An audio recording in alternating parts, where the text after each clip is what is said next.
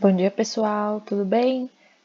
Nessa aula eu vou mostrar para vocês então quais são os tipos de representações espaciais que nós temos na geografia.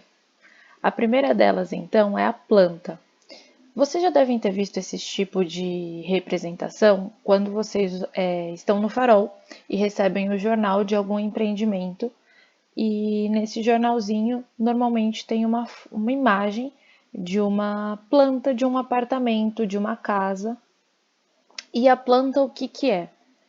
Ela é uma representação cartográfica que vai usar uma grande escala, e como é uma grande escala, nós podemos observar muitos detalhes neste desenho. Então, se nós voltarmos aqui, vocês vão ver que nas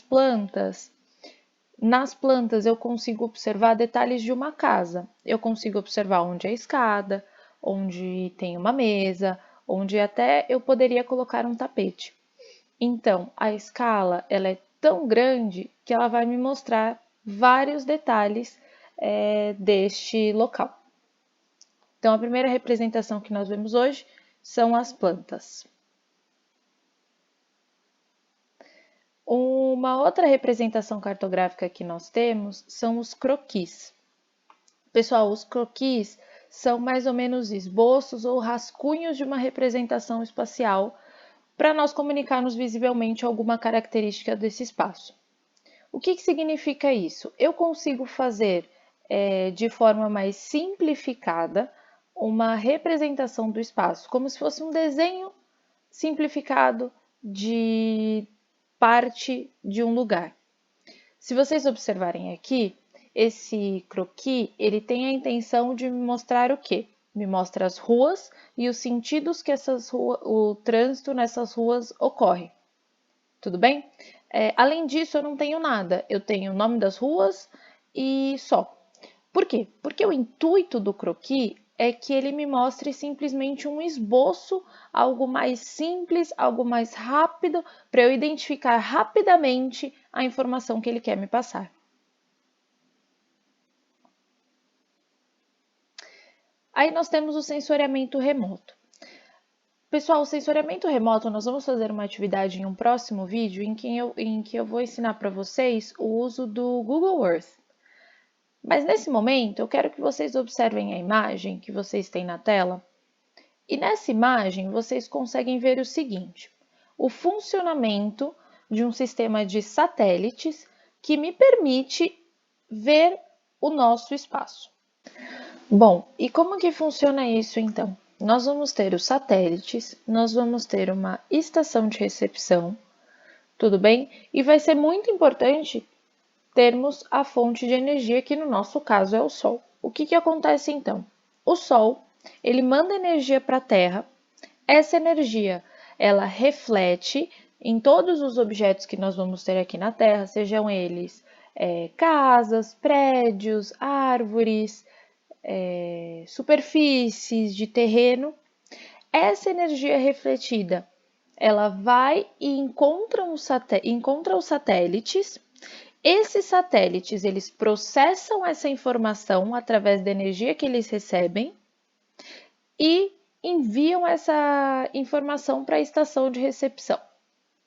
Todo esse processo, ele tem que acontecer para que vocês, por exemplo, consigam usar o Waze, para que vocês consigam usar o Google Maps, para que vocês consigam usar o Google Earth. Sem esse processo, nós não conseguiríamos ter os mapas da maneira que nós temos hoje em dia. Então, eu tenho toda essa reflexão de energia que faz com que o meu satélite obtenha as informações e eu consiga formar mapas através disso. O que nós temos que entender, então, que essas imagens de satélite que nós vemos não são simplesmente fotos, elas são muito além disso, elas são todo um sistema de energia que incide na Terra, ou seja, energia que a Terra recebe, energia que a Terra reflete, e toda essa energia é transformada em informação. E essa informação, pelos satélites, por uma central de recepção, é transformada nas imagens e é transformada nos mapas que nós conhecemos. Bom, uma outra forma de representação do espaço que nós temos é o bloco-diagrama. Pessoal, imagina comigo, vocês já viram uma maquete? Bom, espero que a resposta tenha sido positiva. Se vocês já viram uma maquete, um bloco-diagrama ele se assemelha muito ao que é uma maquete. Só que o bloco-diagrama ele é uma representação de parte do espaço no papel. Porém, é uma representação que ela vai ter perspectiva. É mais ou menos como se eu pegasse uma maquete de um lugar e colocasse ela dentro de um livro. Assim, eu consigo ver com perspectiva o espaço que está sendo representado. Nós usamos muito o bloco-diagrama para representação de relevo. Por quê? Como vocês observam aqui na imagem, quando eu uso o bloco-diagrama para representar um relevo, eu consigo ver as diferenças nas altitudes. Eu consigo ver as formas deste relevo. Tudo bem?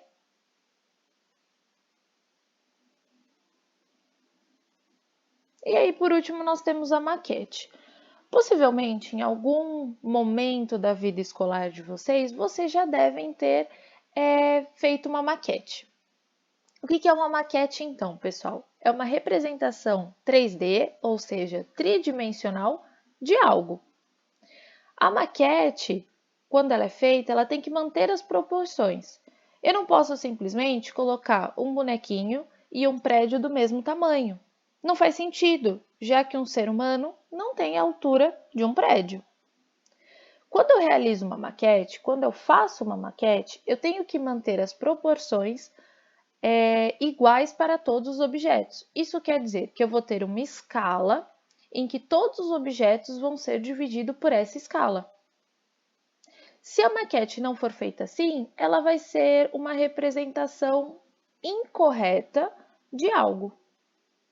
Se vocês observarem essa imagem que tem na tela, vocês vão ver que, por exemplo, o barquinho, ele não vai ter o mesmo tamanho do morro. Ele não vai ter o mesmo tamanho do estádio e muito menos o mesmo tamanho do ser humano. Mesmo o ser humano que está ali na praia, ele vai ter um tamanho bem menor do que a árvore e do que dos prédios. Por quê, pessoal? Porque para a maquete ser o mais real possível, eu preciso manter essa proporção entre os objetos. Senão, pode ser que pareça que ao invés de ter um ser humano, eu tenho um gigante, já que ele vai ter o mesmo tamanho do que um prédio de 3 andares. Ok? Então, a maquete ela é uma representação 3D de um lugar, mas uma representação reduzida deste lugar.